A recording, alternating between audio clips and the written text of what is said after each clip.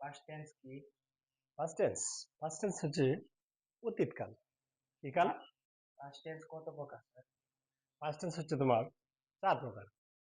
Past indefinite tense, past continuous tense, past perfect tense এবং past perfect continuous tense. বুঝতে পারছো? Sir past indefinite tense এর গঠন কি? পাস্ট সা S plus V two plus O B, এটা sir বুঝতে পারছি। বুঝতে পারো নাই?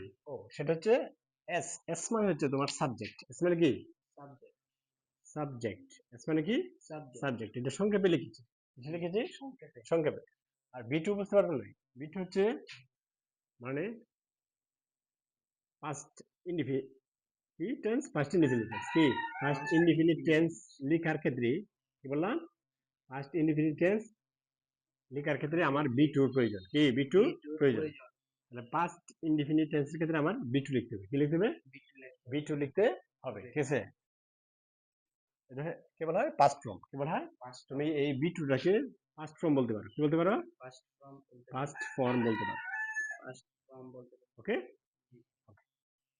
আর দেখো এখানে একটা উদাহরণ ইএক্স লিখলাম। হ্যাঁ, ইএক্স মানে এক্সাম্পল। এক্সাম্পল মানে কি? এক্সাম্পল, উদাহরণ। কি?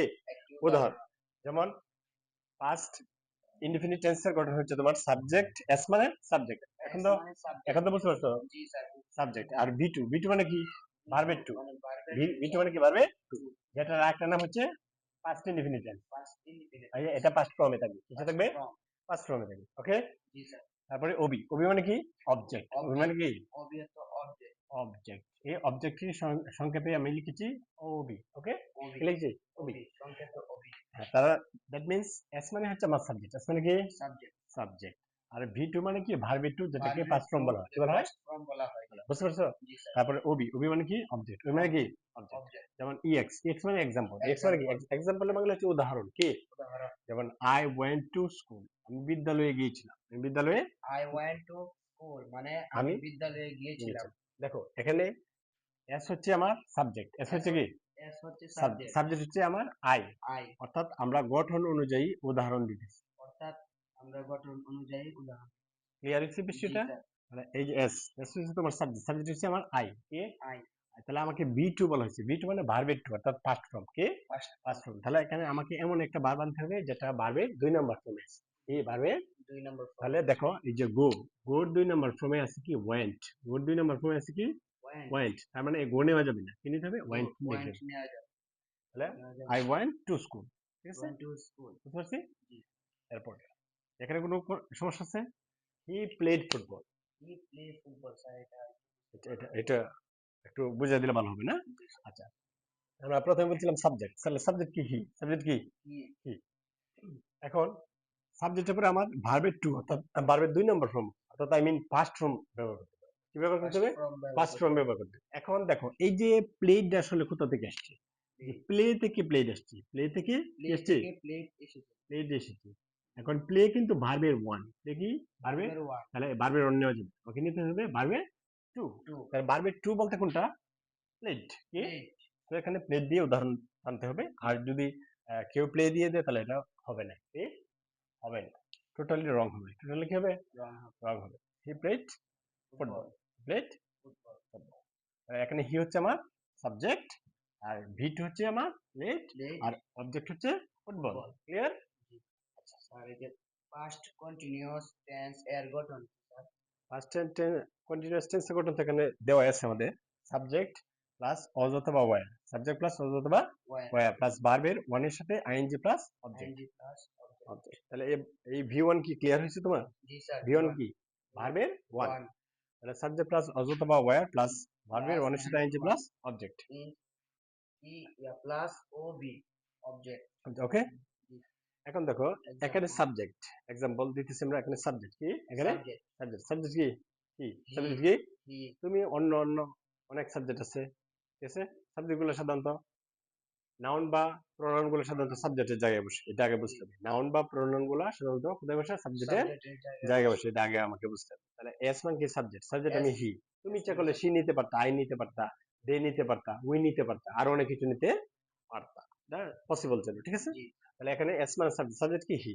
হি। এখন হি কি? এখন ওয়াজ আছে। এখানে ওয়াজ দিছি, ওয়াজ কেন নিচ্ছি বুঝতে পারছো? জি না বুঝো নাই? না বুঝলে এখন বুঝছো না বুঝো নাই? স্যার, আরেকটু বুঝুন। একটু বুঝিয়ে দিলে ভালো হবে না? তাহলে হি হচ্ছে আমার সাবজেক্ট, হিটা কি আমার সাবজেক্ট সাবজেক্ট। এখন হি আমার থার্ড পারসন সিঙ্গুলার নাম্বার, এটা কি third person singular number, singular number, he third person singular number, যার কারণে আমাদের ওয়াজ নিতে হবে, কি লিখতে হবে? ওয়াজ নিতে হবে, আর ওয়ার নিলে হবে না, হবে না। কারণ আমার হি হচ্ছে সিঙ্গুলার সাবজেক্ট আর ওয়ার হচ্ছে আমার প্লুরাল ভার্ব, ওয়ার হচ্ছে কি আমার plural number, plural verb, plural verb, verb plural verb, যার কারণে এর সাথে ওয়ার দিলে হবে না। তারপরে আমাকে ভার্বের সাথে আইএনজি যোগ করতে হবে, কি এনজি, আইএনজি, আইএনজি কি যোগ করতে হবে? আইএনজি, আইএনজি যোগ করতে হবে। যেমন গোড হচ্ছে আমার ভার্ব, গোড হচ্ছে কি আমার ভার্ব, গোড হচ্ছে আমার ভার্ব, তার সাথে আমি কি যোগ করলাম? আইএনজি যোগ করলাম, কি যোগ করলাম? ING, ING. তাহলে আমার ভার্ব হচ্ছে গো, এটা কি গোটা হচ্ছে কিন্তু ভার্বের ওয়ানে আছে, ভার্বের ওয়ান, তারপরে আমার একটা আইএনজি লাগবে, তারপরে অবজেক্ট হিসেবে আমরা বাকি অংশ নিলাম চুজ করে। টু, ফোর, তারপর আরেকটা উদাহরণ দিচ্ছি, দেখো এক্সাম্পল, এক্সাম্পল, এক্সাম্পল মানে কি উদাহরণ, এক্সাম্পল মানে কি উদাহরণ, উদাহরণ। তাহলে এই যে আমাদের স্ট্রাকচার বা গঠন ছিল, এই গঠন অনুযায়ী আমরা কি করবো? উদাহরণ টানবো, বুঝতে পারছি? এখন দেখো এখানে আমার সাবজেক্ট কি, সাবজেক্ট আমি নিলাম দে, তুমি জি, অন্য যে কোনো, জি, যে অন্য যে কোনো সাবজেক্ট নিতে পারো, অন্য যে কোনো সাবজেক্টও নিতে পারি, নিতে পারো। আমি দে নিলাম, তুমি হি নিও, সমস্যা আছে? তুমি সি নিলা, সমস্যা আছে?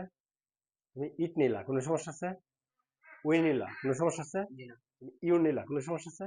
কোনো সমস্যা নেই। তাহলে তুমি যে কোনো একটা সাবজেক্ট নিলা, আর আমরা জানি সাবজেক্টের জায়গায় হয় নাউন আসবে, না হয় প্রনাউন নাউন আসবে, আসবে, তার বাইরে তো আমার কিছু আসে না। জি, তাহলে দে, কি নিল না? দে, দে। এখন দে মানে কি তারা, দে মানে কি তারা, তারা, এটা কি একজনকে বোঝায় না অনেক বেশি বোঝায়? অনেক বেশি, অনেক বেশি বোঝাইতেছে, অর্থাৎ অনেক ব্যক্তির ধারণা দিতেছে এখানে তারা। তাহলে এই সাবজেক্ট আমার যেহেতু প্লোরাল, তাহলে ভার্বটাও আমার লাগবে প্লোরাল। প্লুরাল, তাহলে দেখো এখন প্লুরাল, ওয়াজ বা ওয়্যার তো আনলেই হবে না, এটা সাবজেক্টের উপর ভিত্তি করে আনতে হবে, শুধু আনলেই হবে? তাহলে কিসের উপর? সাবজেক্টের উপর ভিত্তি করে ওয়াজ বা ওয়্যারটা আনতে আনতে হবে, হবে, ঠিক আছে? তাহলে দেহে যেহেতু প্লোরাল সাবজেক্ট, তাহলে ভার্বটাও কি হবে? প্লোরাল ভার্ব, প্লুরাল, ভার্বটা কি হবে? প্লুরাল, প্লোরাল ভার্ব হবে। তারপরে কি ভার্বের সাথে আইএনজি, নিয়ম অনুযায়ী ভার্বের সাথে আইএনজি, আইএনজি। এখন আমার মূল ভার্বটা হচ্ছে কিন্তু রিড, রিড, মূল ভার্বটা হচ্ছে রিড, তার সাথে আইএনজি যোগ করে রিডিং করলাম, রিডিং, আর একটা নাউন নিয়ে নিলাম কি আমরা? বুকস, কি বুকস। বুকস। ভিউয়ার্স, আরো নতুন নতুন ভিডিও পেতে আমাদের সঙ্গেই থাকুন।